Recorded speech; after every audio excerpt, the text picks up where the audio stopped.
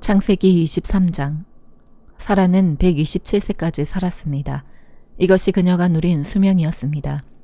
그녀는 기럇 아르바 곧 가나안 땅 헤브론에서 죽었습니다. 아브라함이 가서 사라를 위해 슬퍼하며 울었습니다.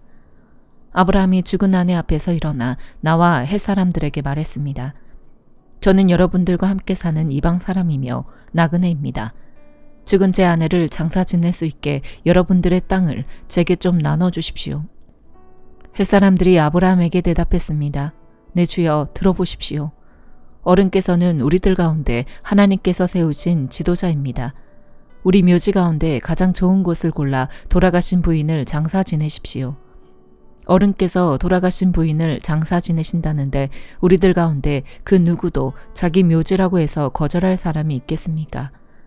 그러자 아브라함이 일어나서 그 땅의 백성들인 헷사람들에게 절을 하며 그들에게 말했습니다. 여러분께서 제가 죽은 제 아내를 이곳에 장사 지내는 것을 기꺼이 허락하신다면 제 말을 들어주십시오. 저를 위해 소알의 아들 에브론에서 부탁하셔서 그의 밭 끝에 있는 막벨라 굴을 제게 주도록 해주십시오. 에브론이 정당한 가격으로 그것을 제게 팔아 묘주로 삼게 해주십시오. 마침 에브론은 헷사람들 가운데 앉아 있었습니다. 에브론은 성문에 나와 있는 헷사람들이 듣는 데서 아브라함에게 대답했습니다. 아닙니다. 내 주여, 제 말 좀 들어보십시오. 제가 그 밭을 어른께 드리고 그 밭에 있는 굴도 드리겠습니다. 제가 제 백성들 앞에서 그것을 어른께 드릴 테니 어른의 돌아가신 부인을 장사 지내도록 하십시오. 아브라함이 그 땅의 백성들 앞에서 절을 했습니다. 그리고 그 땅의 백성들이 듣는 데서 에브론에게 말했습니다. 만약 당신이 그렇게 하고자 하신다면 제 말을 들으십시오. 제가 그 밭의 값을 치를 테니 제게서 그 값을 받으시고 제 죽은 아내를 거기에 장사 지내게 해주십시오.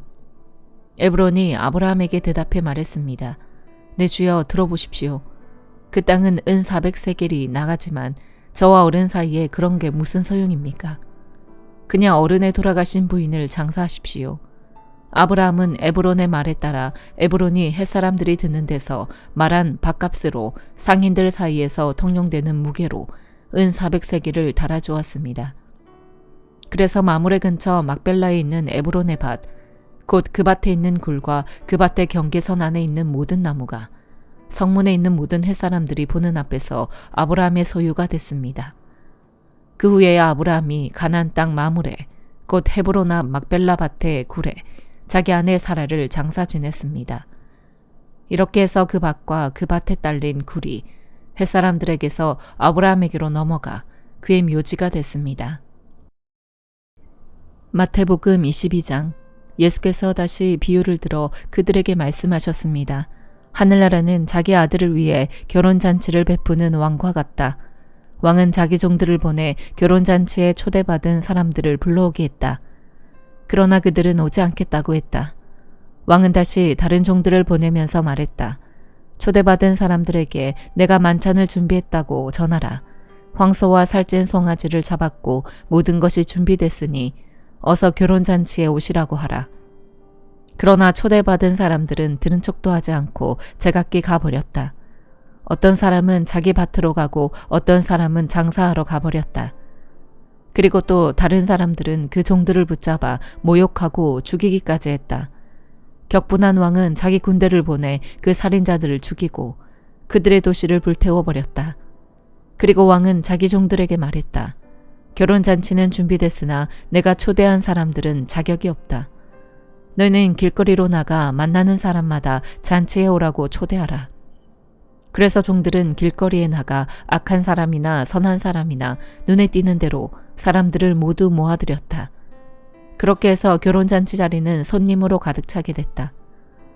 그런데 왕이 손님들을 보려고 들어왔다가 거기에 어떤 사람이 예복을 입고 있지 않는 것을 보고 물었다. 이복의 친구, 그대는 어떻게 결혼 예복도 입지 않고 여기에 들어온 거요? 그는 아무 대답도 할 수 없었다. 그러자 왕이 종들에게 말했다. 이 사람의 손과 발을 묶어 바깥 어두운 곳으로 내쫓으라. 거기서 슬피 울며 이를 갈 것이다. 이와 같이 초대받은 사람은 많지만 선택받은 사람은 적다. 이에 바리새파 사람들이 나가 어떻게 하면 예수의 말을 트집잡아 함정에 빠뜨릴까 궁리했습니다. 그들은 자기 제자들과 헤롯 당원들을 예수께 보내 물었습니다. 선생님, 우리는 선생님이 진실한 분이시며 진리에 따라 하나님의 도를 가르치신다고 알고 있습니다. 그리고 사람을 겉모습으로 판단하지 않기 때문에 사람에 의해 좌우되는 분이 아니신 것도 압니다. 그러니 말씀해 주십시오. 선생님의 의견은 어떻습니까? 저희가 가이사에게 세금을 바치는 것이 옳습니까? 옳지 않습니까? 그러나 예수께서는 이들의 악한 속셈을 알고 말씀하셨습니다. 이 위선자들아, 왜 너희가 나를 시험하느냐? 세금으로 내는 돈을 내게 보이라. 그들이 데나리온 하나를 예수께 보여드리자 예수께서 그들에게 물으셨습니다. 동전에 있는 얼굴과 새겨진 글자가 누구의 것이냐? 그들은 가이사의 것입니다. 라고 대답했습니다. 그러자 예수께서 그들에게 말씀하셨습니다. 그러므로 가이사의 것은 가이사에게 바치고 하나님의 것은 하나님께 바치라. 그들은 예수의 말씀을 듣고 경탄했습니다. 그리고 예수를 남겨둔 채 떠나갔습니다. 같은 날 부활이 없다고 하는 사두개파 사람들이 예수께 와서 질문했습니다. 선생님, 모세는 남자가 자식 없이 죽게 되면 그 동생이 형수와 결혼해서 형을 위해 자식을 낳아주어야 한다고 말했습니다. 그런데 우리 가운데 7 형제가 있었습니다. 첫째가 결혼해 살다가 죽었는데 자식이 없었기 때문에 그 동생이 형수를 맡게 됐습니다. 그런데 둘째에게도 셋째에게도 계속해서 7째 이르기까지 똑같은 일이 일어났습니다. 그리고 마침내 그 여자도 죽었습니다. 7사람 모두 그 여자와 결혼했으니 그렇다면 부활 때에 그 여자는 7 형제 가운데 누구의 아내가 되겠습니까? 예수께서 대답하셨습니다. 너희가 성경이나 하나님의 능력을 모르기 때문에 잘못 생각하고 있구나. 부활 때는 사람들이 시집도 장가도 가지 않는다. 그들은 하늘에 있는 천사들처럼 될 것이다. 그러나 죽은 사람의 부활에 대해 말하자면 하나님께서 너희에게 하신 말씀을 읽어보지 못했느냐? 나는 아브라함의 하나님, 이삭의 하나님, 야곱의 하나님이다라고 하셨으니 하나님은 죽은 사람의 하나님이 아니라 산 사람의 하나님이시다. 무리가 이 말씀을 듣고 예수의 가르침에 놀랐습니다. 예수께서 사두개파 사람들의 말문을 막으셨다는 소문을 듣고 바리새파 사람들이 함께 모였습니다. 그들 가운데 율법교사 한 사람이 예수를 시험하려고 질문을 던졌습니다. 선생님, 율법 가운데 어느 것이 가장 중요한 계명입니까? 예수께서 대답하셨습니다. 네 마음을 다하고 너의 생명을 다하고 네 뜻을 다해 주 너의 하나님을 사랑하여라. 이것이 가장 중요하고 으뜸되는 계명이다. 그리고 둘째 계명도 이와 같다. 너의 이웃을 너의 몸처럼 사랑하여라. 모든 율법과 예언자들의 말씀이 이 2 계명에서 나온 것이다. 바리새파 사람들이 모여 있을 때 예수께서 물으셨습니다. 너희는 그리스도를 어떻게 생각하느냐? 그가 누구의 자손이냐? 그들은 다윗의 자손입니다 하고 대답했습니다. 그러자 예수께서 그들에게 말씀하셨습니다. 그렇다면 어떻게 다윗이 성령의 감동으로 그를 주라고 불렀느냐? 그가 말하기를 주께서 내 주께 말씀하셨다. 내가 너희 원수들을 너희 발 아래 굴복시킬 때까지 너는 내 오른편에 앉아 있어라라고 했다. 다윗이 그리스도를 주라고 불렀는데 어떻게 그리스도가 다윗의 자손이 되겠느냐? 그러자 아무도 예수께 한마디 대답조차 할 수 없었습니다. 그날 이후로는 감히 예수께 묻는 사람이 없었습니다. 느헤미야 12장. 살디엘의 아들 스룹바벨과 예수아와 함께 돌아온 제사장들과 레위 사람들은 이러합니다. 스라야, 예레미야, 에스라, 아마랴, 말룩, 핫두스, 스가냐, 르훔, 무레못, 이또, 긴느도이, 아비야, 미야민, 마아디야, 빌가, 스마야, 요야립, 여다야, 살루, 아목, 힐기야, 여다야입니다. 이들은 예수와 때의 제사장 가문의 우두머리와 그 동료들입니다. 레위 사람들은 예수와 빈누이, 감미엘, 세레비야, 유다, 마따냐였는데 마따냐는 그 형제들과 함께 감사의 노래를 맡은 사람이었습니다. 또 그들의 형제인 박뷰갸와 운노는 예배를 드릴 때 그들 맞은편에 서 있는 사람들이었습니다. 예수아는 요야김을 낳고 요야김은 엘리야십을 낳고 엘리야십은 요야다를 낳고 요야다는 요나단을 낳고 요나단은 얏두아를 낳았습니다. 요야김 때의 제사장 가문의 우두머리들은 이러합니다. 스레야 가문은 무라야, 예레미야 가문은 하나냐, 에스라 가문은 무슬람, 아마랴 가문은 여호하난, 말루기 가문은 요나단, 스바냐 가문은 요셉, 하린 가문은 아드나, 무라욕 가문은 헬게, 이또 가문은 스가랴, 긴느돈 가문은 무슬람, 아비야 가문은 시그리, 미야민, 곧 모아디아 가문은 빌데, 빌가 가문은 삼모아, 스마야 가문은 여호나단, 요야리 가문은 마뜨네, 여다야 가문은 우시, 살레 가문은 갈레, 아목 가문은 에벨, 힐게아 가문은 하사비아, 여다야 가문은 느다넬이었습니다. 엘리야십, 요야다, 요하난, 야뚜아 때의 레위 사람들 가운데서 우두머리들과 제사장들의 이름은 페르시아 왕 다리오의 통치기에 기록됐습니다. 엘리야십의 아들 요하난 때까지 레위 자손의 우두머리들도 역대기 책에 기록됐습니다.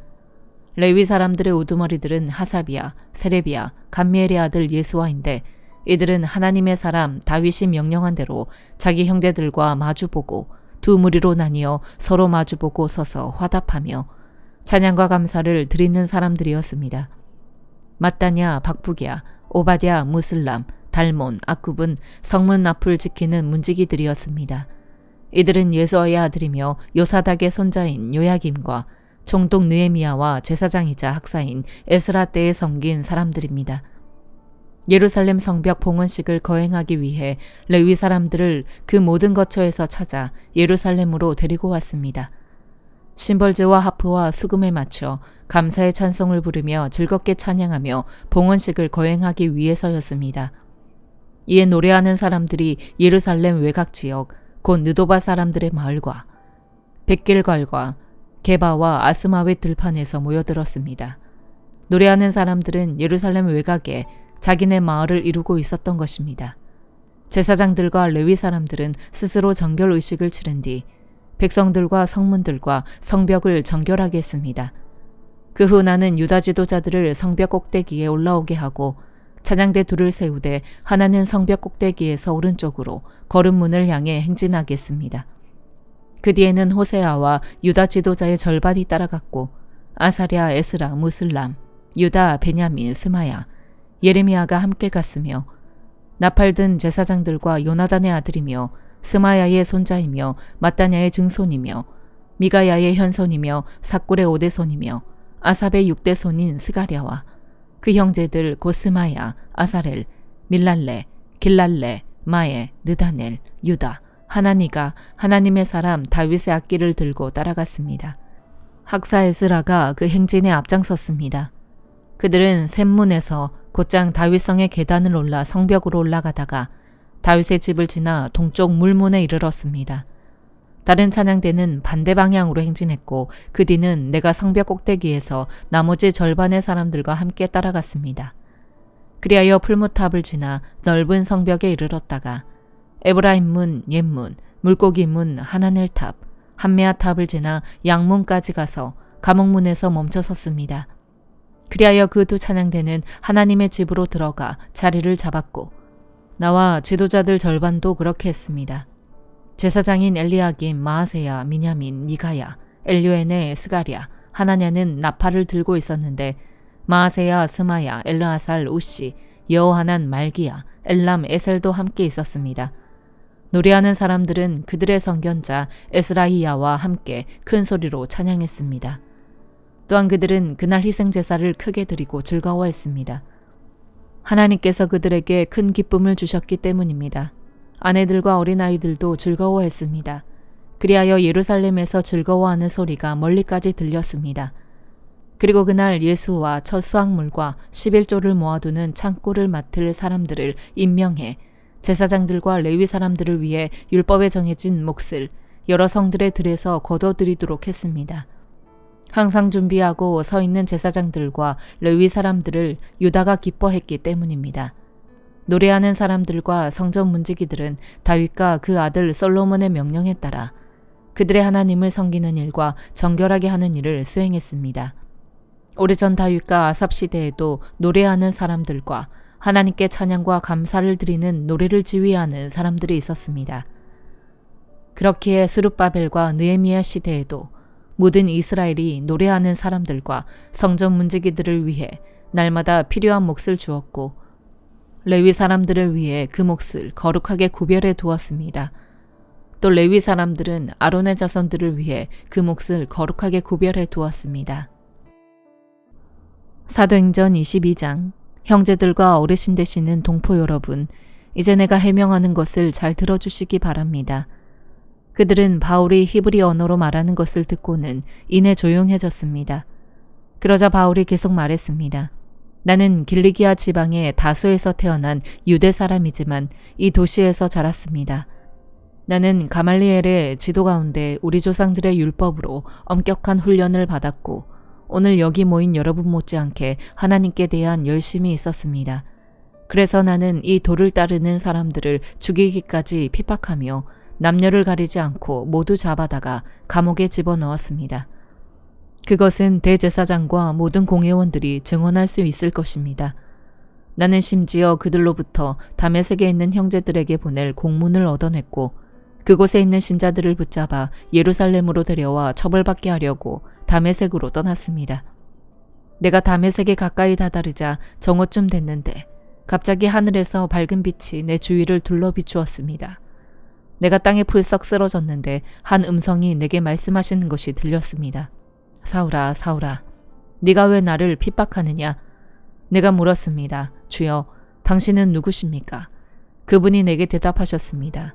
나는 네가 핍박하는 나사렛 예수다. 나와 함께 있는 사람들은 빛은 보았지만 내게 말씀하시는 분의 음성은 알아듣지 못했습니다.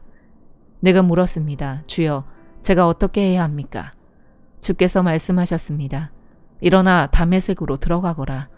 거기서 네가 할 일을 모두 일러줄 것이다. 그 빛의 광채로 인해 내 눈이 멀게 돼 함께 있던 사람들이 내 손을 잡고 다메섹으로 데려다 주었습니다. 그곳에 아나니아라는 사람이 살고 있었습니다. 그는 율법을 잘 지키는 경건한 사람으로 다메섹에 사는 모든 유대 사람들에게 깊은 존경을 받고 있었습니다. 그가 나를 찾아와 내 곁에 서서 말했습니다.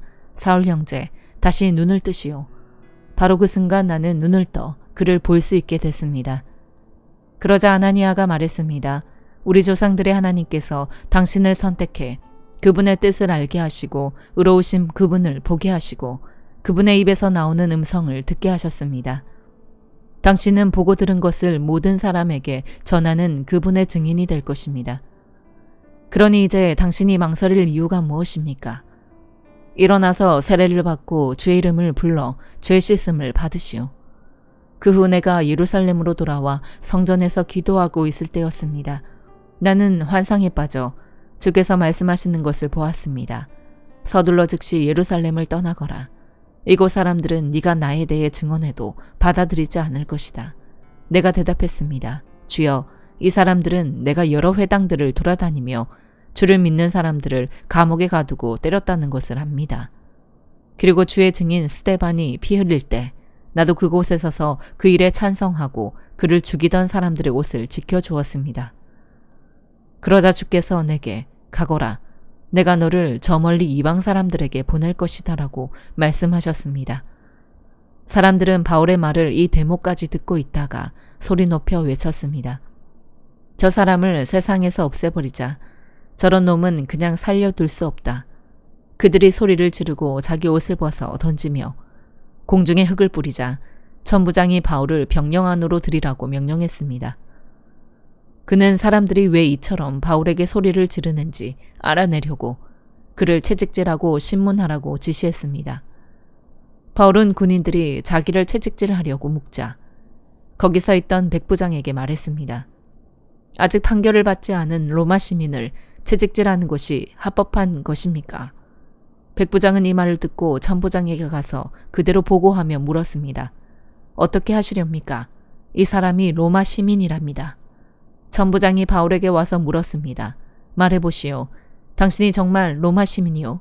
바울이 대답했습니다. 그렇소. 그러자 천부장이 말했습니다. 나는 많은 돈을 들여 로마 시민권을 얻었소. 그러자 바울이 대답했습니다. 나는 태어나면서부터 로마 시민이었소. 바울을 신문하려던 사람들이 이 말을 듣고 곧 물러갔습니다. 천부장도 바울이 로마 시민이라는 사실을 알고 그를 결박한 일로 두려워했습니다.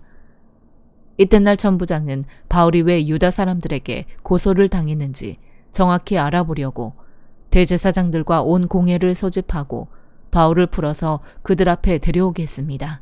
아멘.